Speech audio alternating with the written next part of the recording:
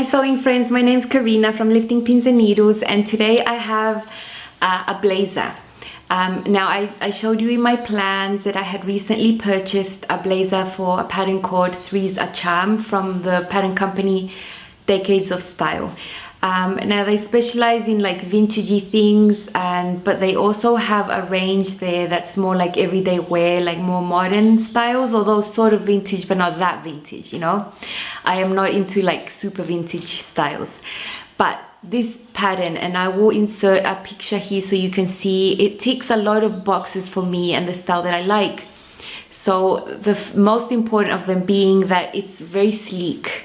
So no bulky lapels or anything, it's just very sleek with a button closure, and then it goes out, and that is super flattering. It's got a lot of nice fitting details with 10 dots. But you know, dots are our friends, so I am happy to sew up 10 dots. And I like the length, it's sort of semi-cropped, and yeah, I just love the style. Very, very nice, fitted and sleek, and yeah, I just love it. So I made a wearable 12 first, and then I made the definite one that was in my plans. I was planning to make in denim so that it would get lots of wear. So for this pattern, you had to choose your size based on your bust measurement. So the sizes they offer there start from a 30-inch bust. So you know, whatever size you are, you're going to fit into this pattern because of the size range is pretty broad.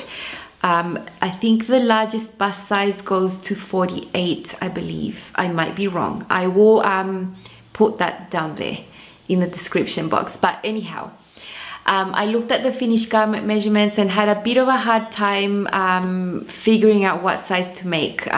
If I measure my full bust, it's a 41. And there was a size 40 and a size 42. So I thought, yeah, I decided to go unconventional and cut in between lines. So I ended up making a 39 at the bust, graded out to a 41 at the waist and hips. So I graded totally in between those sizes. I didn't choose a 40 or a 42. I went with a 39 to a 41. And I mean, you could play with your pattern, it's yours. I hack mine up, I draw on them, you know. The other adjustment I made, even before cutting everything out, was to lower the side bust dart. So you've seen me do that before. I've shown that in many patterns where I show you that I just measure from here down to the height of my apex, which is 31 for me. And I compare that to the dart on the pattern, and for my size, the dart was about 2 centimeters above that. So if I would just straight up sew that, when I tried it on, the dart wouldn't like go right there. It would be like up here, and not a good look. You don't want it, yeah. So that is an adjustment I make straight away. Like I measure that, I verify the dart's too high, I lower it a bit.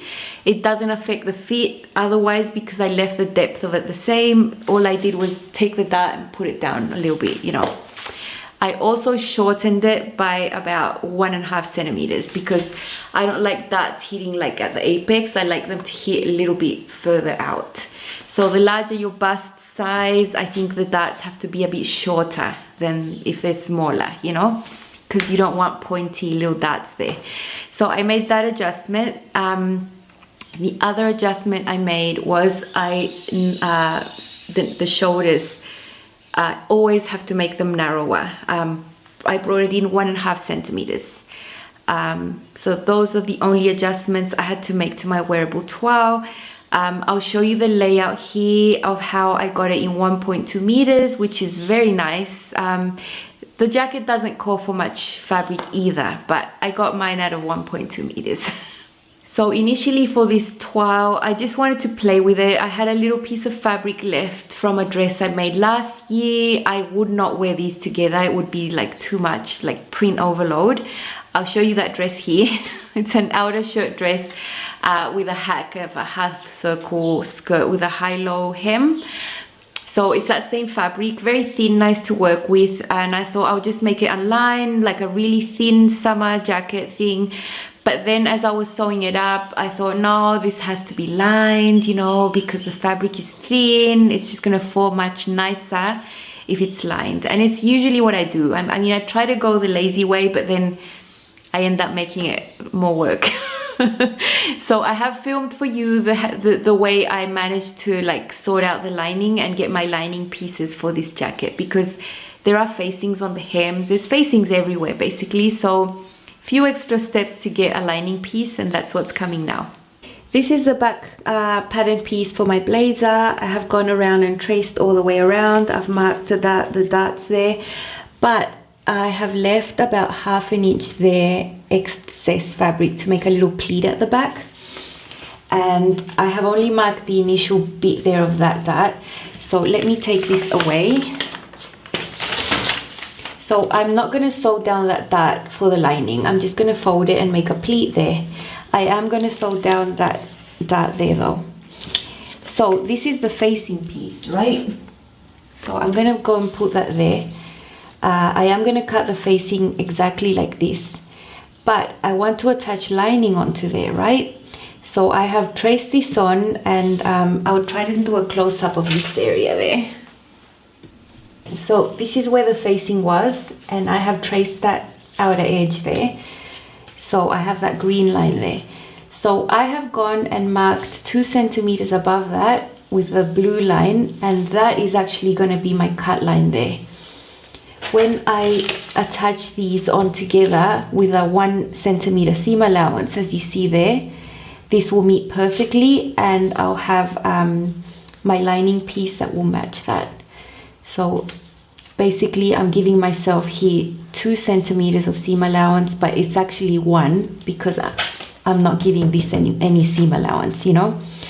So my pattern piece is basically going to be cutting that line, following the shoulder, and everything else the same. So to line the front pattern piece, I have just traced all around it like I did with the back. I've marked all the darts as well, so get rid of that. And now here are all these green marks here. When you put the facing pieces, on top,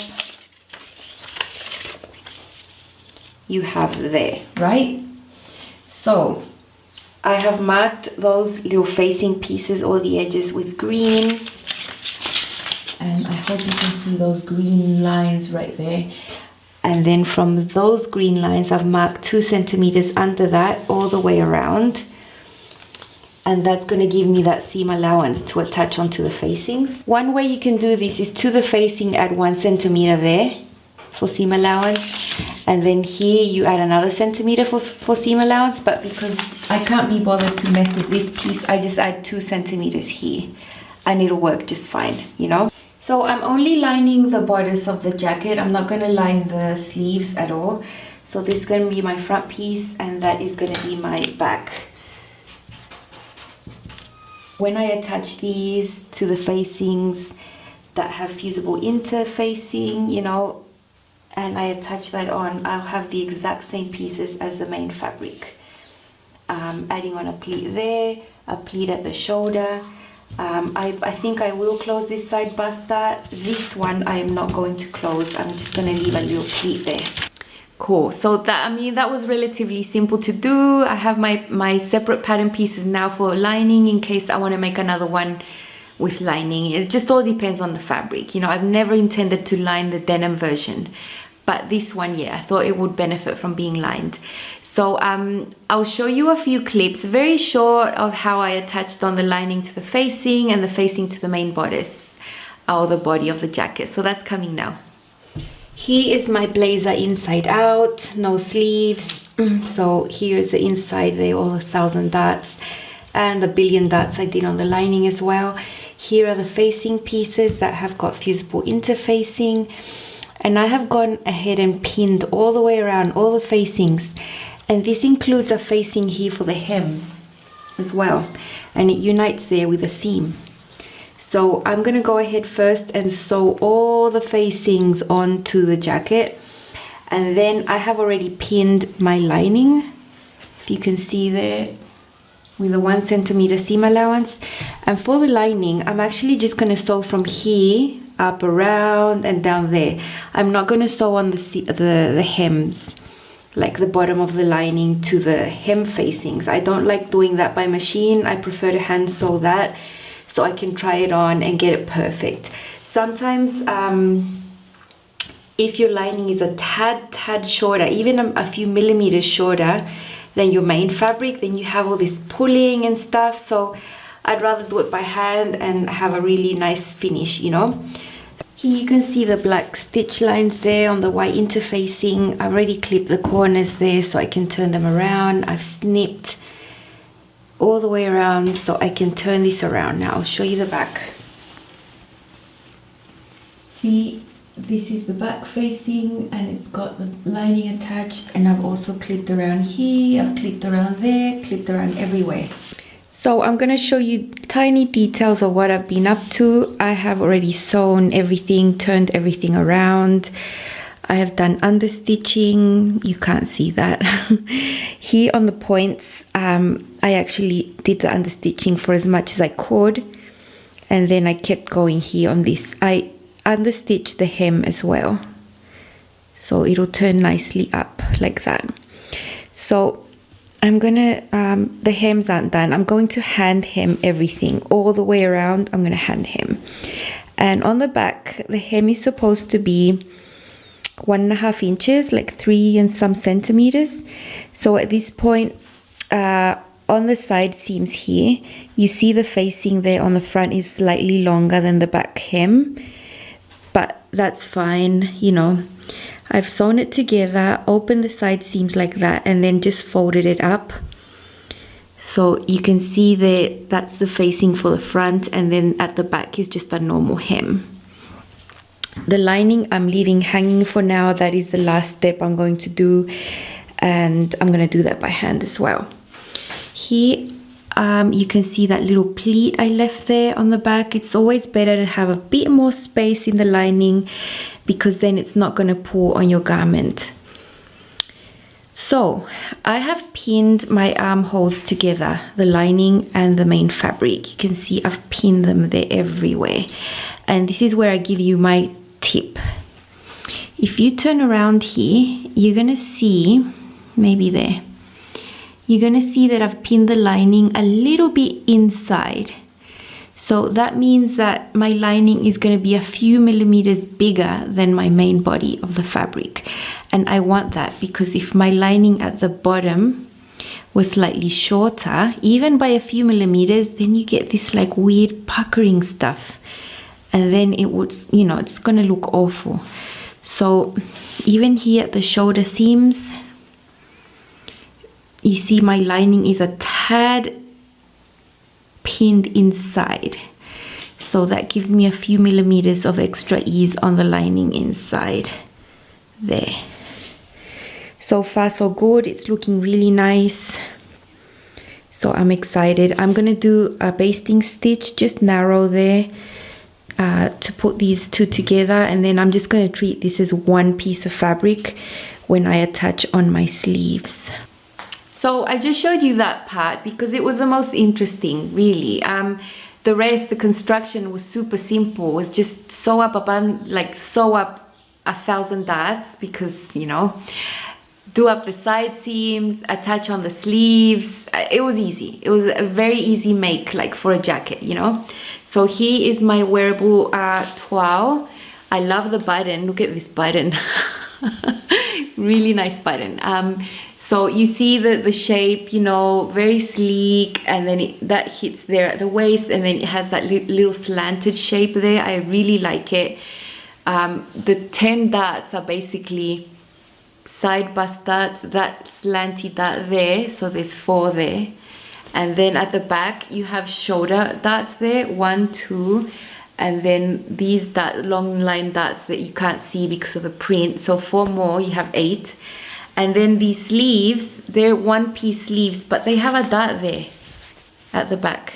Very short dart, but it's very good for shaping. You know, it prevents your sleeve from twisting. And I wish every sleeve had this little dart there because it makes the fit so much better. So 10 darts. And Very nice. I did not line the sleeves because I don't see the point. This is a thin, you know, it's going to be a thin layer. I don't see the point in lining sleeves.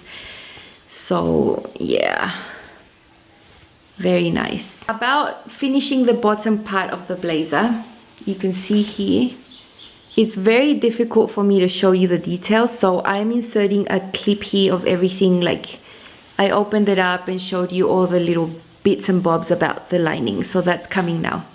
So if you see there is that little pleat I left of excess fabric that I attached onto the facing. That just gives me a bit more space around the body so that the lining is never smaller than my blazer. You can see I've carried on that little pleat to here. So when I finish attaching the lining and everything, I just hang the blazer on a hanger, and then this fabric here is usually longer, a little bit longer. So I trim this back part there to the length of my blazer already hemmed. So before attaching on the lining, I already hemmed the blazer, like the whole thing. So with my blazer hemmed, I trim off the excess length of the lining to the same as the blazer. Then I take that, fold it up 1 centimeter, so there's 1 centimeter of lining under here. The amount that's folded upwards there is 1 centimeter, and I place that right on the edge of my hem there. And I do that all around the blazer, and I slip stitch this on. This is hand stitched on. That gives me a little bit of like extra length on the lining that then is folded down, and you have this little flappy bit that gives you that moving space. This ensures that your lining is never going to tug up to your hem and look horrible. Now, if you look at couture garments, you will find this little overlap there. And this is not bagging the thing out. I won't do that. Anyway, on this particular jacket, you see that this part is there, the front facing. There's a facing there for the hem. And that facing was actually longer than the back hem there. That's just the way the blazer was. So that's why you can see my lining also had to follow that shape. So what I did here was just leave that excess lining, fold it in there. And then see what I did there? I left a little gap that's not stitched on. That's fine. See, you can see that 1 centimeter I fold up to there. And then it's all loose there, and that gives me that ease of movement, but when it's pressed down, it's very neat. You can see there. So that is my tip to making the lining not affect the outside appearance of your garment. And see these darts here, I didn't stitch them on completely. I just sewed about that much. I did sew the bust dart on the lining. I did do that. I didn't sew the dart on the shoulder here on the lining, if I can find it. I just folded it into a little pleat there. I did sew the back darts, the back shaping darts. So it's up to you. You don't have to sew all the darts because you just don't have to. But the result is very nice. Very, very nice. I like how it turned out. So I love this, and I mean, yeah, I love it. I really like it. And I'm going to show you some photos of this, like a controversial color combination. Could be controversial, but I like it. I mean, there's so many ways I can wear this, but I just chose a random way to show you the blazer. So that's coming now.